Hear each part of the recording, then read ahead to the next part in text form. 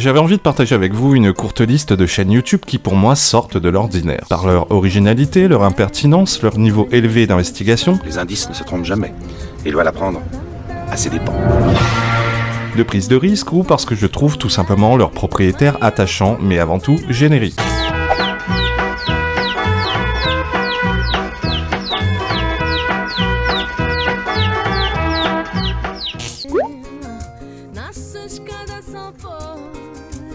Je connais cette chaîne depuis quelques semaines seulement. Stéphane Malassagne est un coach multifonction. Séduction, comment avoir la classe en boîte de nuit, comment marcher avec classe, comment avoir la classe quand on vous surprend en train de faire caca. Allez, écarte-toi, je vais te montrer. Écarte-toi, je vais te montrer un petit peu comment tu peux te sortir de cette situation.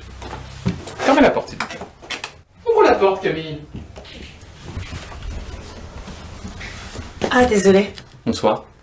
Vous pouvez fermer la porte, s'il vous plaît? Je vous offre un verre juste après. Ne vous en faites pas, je me laverai les mains.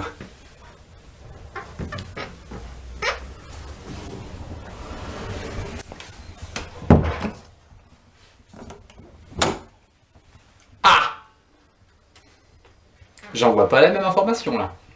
Bref, il a une méthode pour tout. C'est totalement décalé, c'est la comédie bien entendu, et perso je trouve cet humour rafraîchissant et plutôt drôle. Qu'est-ce qu'il y a? Pourquoi tu te caches derrière ton Célestien, là? Je suis un peu pudique.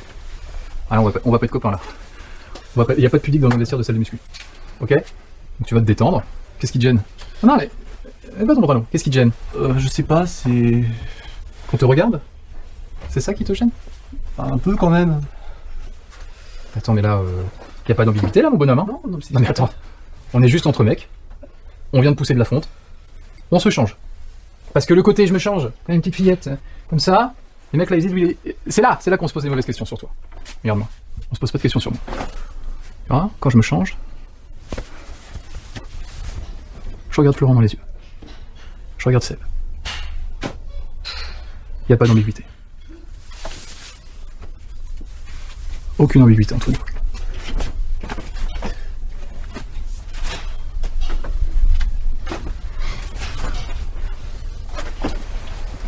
Ok? Tu vois l'attitude? Ouais, ce que je veux dire. Et là on est entre mecs.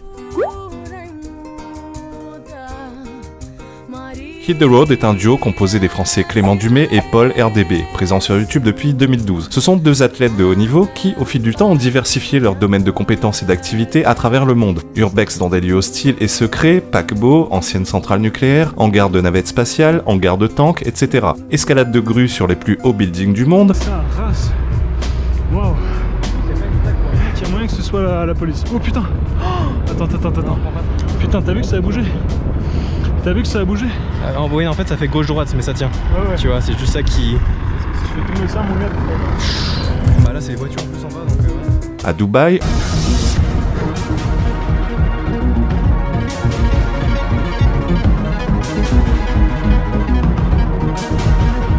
en Chine, escalade de monuments comme la Tour Eiffel, le Christ Rédempteur au Brésil, et j'en passe. Pour couronner le tout, ce sont aussi d'excellents vidéastes et photographes. Ils ont d'ailleurs sorti en 2021 un long métrage documentaire intitulé Explore a Soviet Dystopia, où ils parcourent des sites militaires et industriels d'Ukraine, puis un second en 2022 intitulé L'homme de Rio à Vida Louca sur leur périple brésilien. Bref, Hit the Road, on en prend plein les yeux, on découvre des lieux incroyables, on a les mains moites et des sueurs froides. C'est hyper qualitatif, très pro, et cerise sur le gâteau, Clément et Paul sont très sympathiques au demeurant. Ils totalisent plus de 760 000 abonnés, mais ils ne gagnent de l'argent que grâce à la générosité de leurs donateurs, la quasi-totalité de leurs vidéos étant démonétisée et les sponsors hésitant à sponsoriser deux trompe-la-mort spécialisés dans l'illégalité. Lui, c'est un gros youtubeur, plus d'1,5 million d'abonnés, mais je ne le connais que depuis quelques mois. Son domaine, les faits divers sordides, les crimes atroces, les tueurs en série, etc. Il ne fait que ça depuis une douzaine d'années et sort une nouvelle vidéo chaque semaine. Bon, déjà je l'aime bien parce que c'est un domaine qui m'a toujours intéressé. Aussi, le mec a un vrai talent de narration, un vrai univers et un humour noir bien à lui. Et surtout, c'est un gros bosseur, qui aujourd'hui a sûrement une petite équipe avec lui. C'est le genre de chaîne YouTube que j'envisageais de faire il y a peu, mais j'ai vite abandonné l'idée car d'une part le créneau est déjà ultra blindé, de plus je suis pas vraiment certain que ce soit un très bon projet pour ma santé mentale de passer mes journées et mes nuits à m'imprégner d'histoires de crimes toutes plus sordides les unes que les autres. On reste dans le très lourd avec Villebrequin, 2,3 millions d'abonnés. Je ne regarde pas toutes leurs vidéos, mais je prends plaisir à me poser devant de temps en temps. Villebrequin, c'est un duo de mecs qui parlent de bagnoles. C'est quand même bien mieux une voiture propre, non? Si tu me présentes la chaîne comme ça, je ne clique pas. Les bagnoles, c'est pas du tout mon truc, à part peut-être les voitures anciennes, françaises et américaines. Si j'aime cette chaîne, c'est pour la personnalité des mecs, et surtout parce que ce sont des fous furieux. Mettre des ailes d'avion à une voiture, foncer à 150 km/h dans un mur, rouler avec 2 grammes, bref, voilà le genre d'expérience à la con qu'ils tentent, et c'est franchement fandard.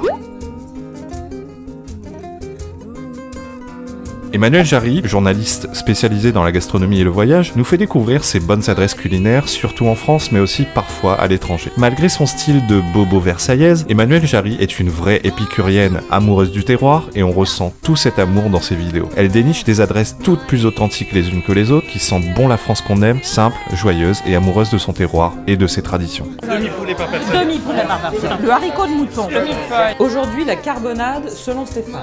Ah oui, c'est bon. Qui n'aime pas la fondue? Ah, c'est les cafés Ah, ça, c'est montagnards. un café. Bon, d'accord. Alors, on a du comté, du jambon, des noix. Moulin de chocolat. Oh, du pain au lard. Et on termine avec le comté râpé. Alors, les grosses fougères. Ah oui, ça, il les fait griller ou avec la pâte. Voilà, là. on va se faire une petite friture. Ah, les c'est pâtes bon. à la langouste. Les petits pommes de terre confites, là. Et l'huile d'olive, j'imagine.